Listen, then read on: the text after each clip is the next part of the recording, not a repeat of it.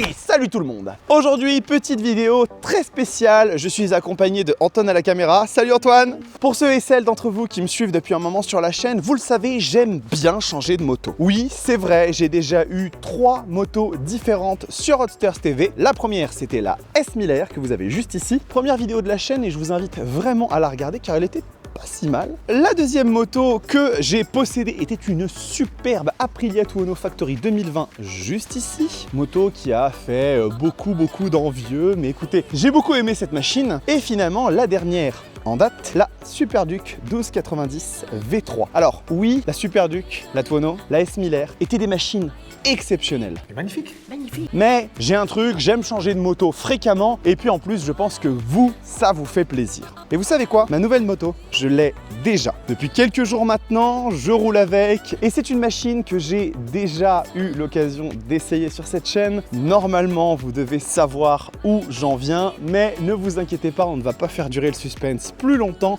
Petite transition magique et on va vous montrer cette nouvelle machine. C'est parti!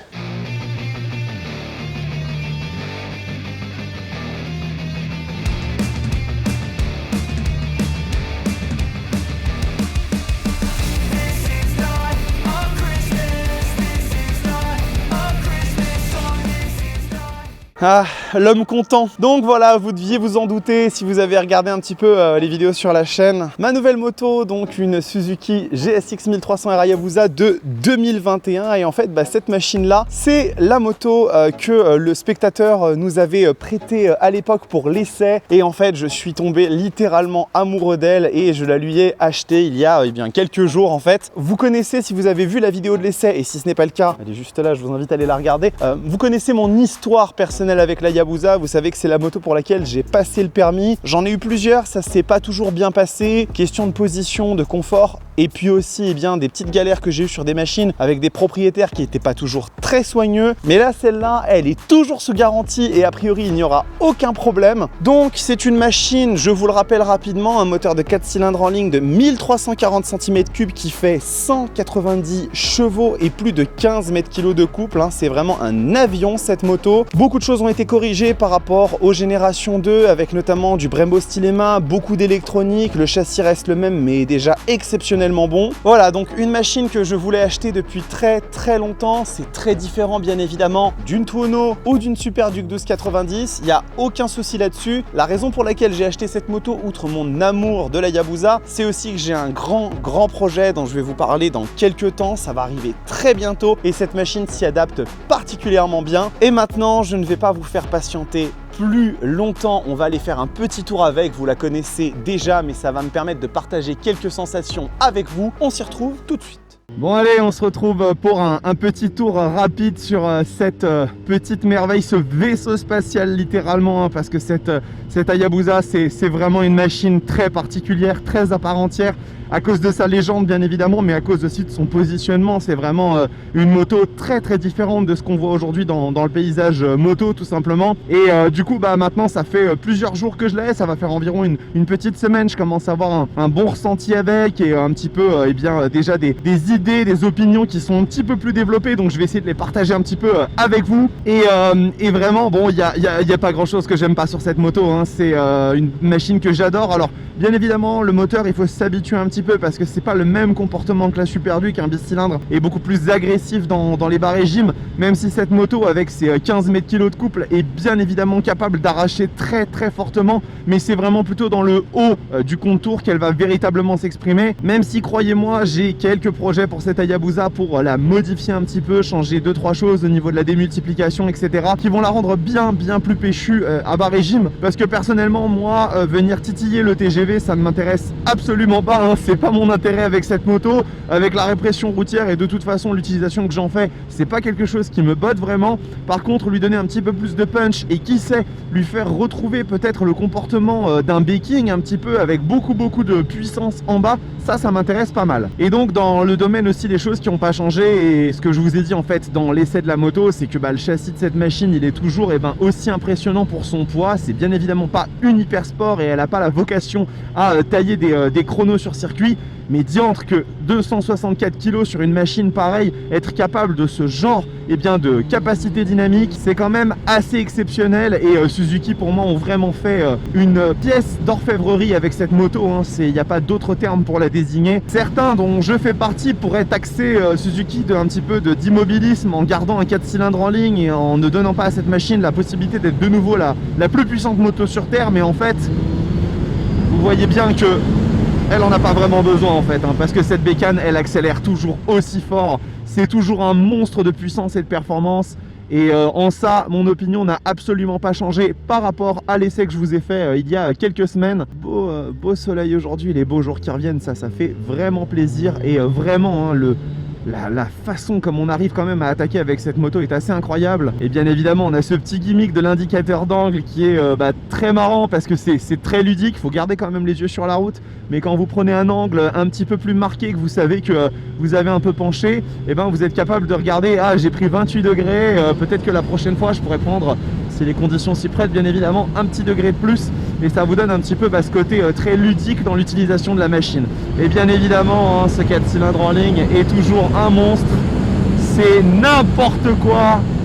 Regardez-moi ça, c'est incroyable. Cette bécane, elle est folle. Elle est vraiment géniale. Alors j'ai quand même quelques petits griefs contre la Hayabusa, je vais pas le cacher. Et en fait, je vais être honnête avec vous, j'en ai même vraiment qu'un seul. C'est le bruit, l'échappement et le son global de ce 4 cylindres en ligne qui malheureusement est extrêmement étouffé et ça fait vraiment un bruit d'aspirateur, hein. J'ai pas d'autres termes pour le dire, hein. Je trouve que ça rend pas justice du tout à une machine aussi incroyable. Attention le petit corbeau quand même.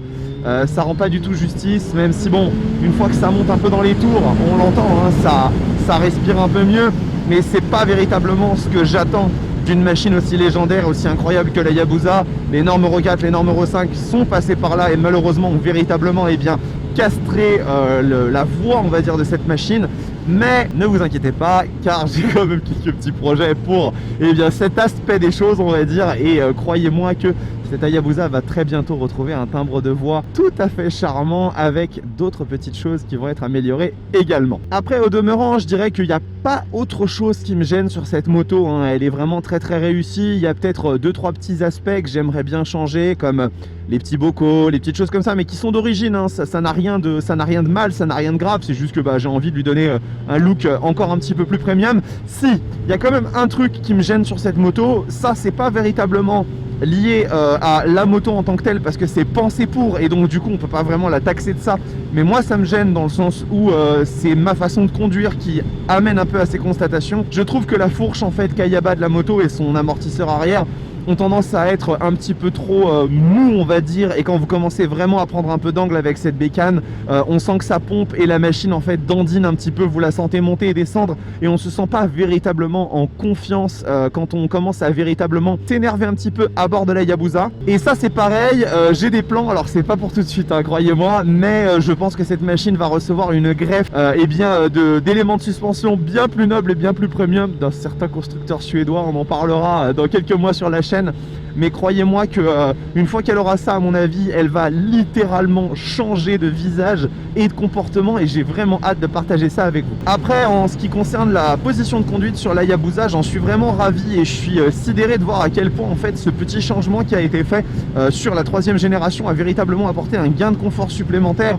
Après, je pense que vraiment il y a aussi quelque chose qui est lié au fait que je sois beaucoup plus expérimenté avec les motos et donc peut-être plus à même à supporter ce genre de choses. J'ai pas non plus la même on va dire masse musculaire qu'avant parce que c'est vrai que ce genre de machines en fait font beaucoup travailler les abdos. En fait, si vous avez une sangle abdominale qui est un petit peu travaillée et développée, en fait vous réussissez à compenser l'appui sur les poignets par en fait le maintien de votre sangle abdominale et ça aide énormément. Donc ça c'est un petit conseil si vous n'êtes pas trop flemmard et même un petit peu sportif, et bien si vous voulez rouler sur des hyper sports ou des machines comme ça, et bien travaillez votre sangle abdominale, faites des abdos parce que ça aide beaucoup en fait à se maintenir et à se soutenir sur ce genre de moto. Et du coup ouais, la position elle est quand même assez incroyable parce que cette machine elle est vraiment ultra polyvalente en fait. Elle peut tout faire cette Hayabusa. Alors bien évidemment, elle ne le fera pas aussi bien que toutes les machines qui sont spécialisées pour ces usages. Donc typiquement, par exemple, faire de la ville, un roadster sera plus adapté, faire du circuit ou rouler un petit peu dynamique, une hypersport sera bien plus adaptée. Mais par contre, elle est capable d'aller chercher tous ces domaines-là sans véritablement de défaut en fait. Elle sera pas aussi extraordinaire. Si vous faites de la ville, bien évidemment, vous allez fatiguer au bout d'un certain temps parce que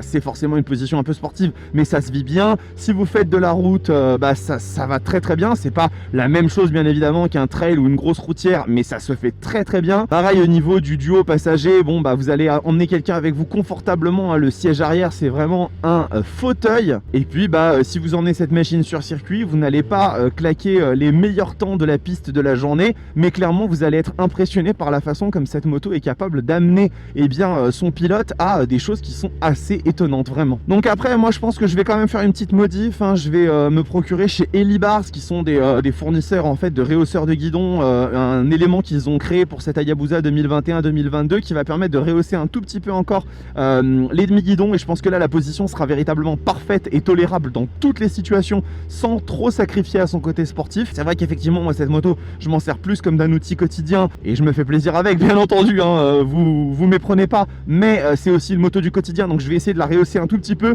Et pareil, les repose-pieds, je vais prendre quelque chose pour les rabaisser un tout petit peu, pour avoir les genoux un poil moins pliés et avoir vraiment un compromis qui soit idéal sur cette Hayabusa. Après techno, consommation, facilité d'usage au quotidien, c'est tout doux, c'est vraiment une machine qui est très très douce à l'emploi, et comme je vous l'ai dit, il n'y a pas tant de couples que ça à bas régime pour se faire peur, hein. Il faut quand même un petit peu tirer dedans. La poignée a un tirage un petit peu long, donc ça permet quand même de pas non plus se faire peur en ville. Vous avez les modes de conduite qui sont là pour ça de toute façon. Moi je roule en mode personnalisé, c'est-à-dire que je me suis créé une cartographie sur mesure où j'ai réglé moi-même la courbe de puissance, le contrôle de traction, etc., etc. Mais elle est toujours au maximum de puissance, et franchement je suis en ville, ça se fait très très bien. Pareil, le régulateur de vitesse en seconde, ça c'est une merveille vraiment de pouvoir un petit peu se relâcher et tout. Bon, en ville c'est sûr, parce que la seconde vous allez vous en servir pour la ville ou pour taper des grosses accélérations, ce régulateur de vitesse. Donc comme je vous disais, il est vraiment pratique parce que vous pouvez vous en servir dans toutes les circonstances. Cette machine elle est vraiment pensée pour être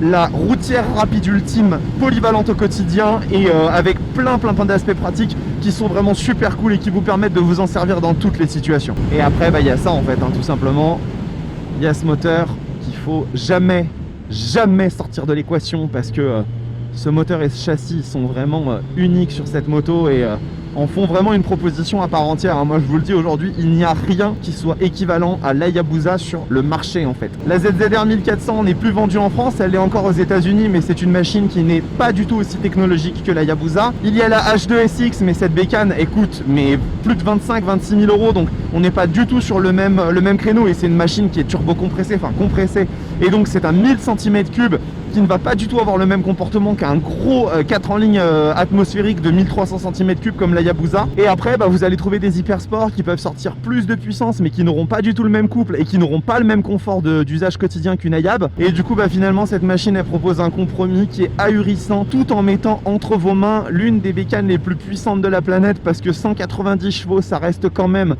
incroyable. Et si on cumule à la fois les chevaux, le couple et le poids de la machine, parce qu'il y a des bécanes qui font plus, hein. Un VMAX ça fait 200 chevaux et 17 mètres kg de couple, mais ça pèse plus de 300 kg. Une Rocket 3 ça fait 22 mètres kg de couple, donc bien évidemment il y a des machines qui dans leur catégorie vont chercher plus loin, mais dans le compromis global et dans l'ensemble, la Hayabusa c'est vraiment une folie. Et clairement cette machine elle fait tourner absolument toutes les têtes, elle est incroyable. Et si vous aimez vraiment les légendes, la Hayabusa c'est incroyable. Après je le sais, hein, moi je suis pas du tout objectif avec cette moto, c'est une machine qui m'a toujours fait rêver, j'ai passé le permis pour l'avoir et aujourd'hui j'en ai une, et croyez-moi, je crois que je vais la garder un bon moment celle-là. Allez, on a terminé pour ce petit débrief de la machine, je vais vous retrouver face caméra pour la conclusion de la vidéo.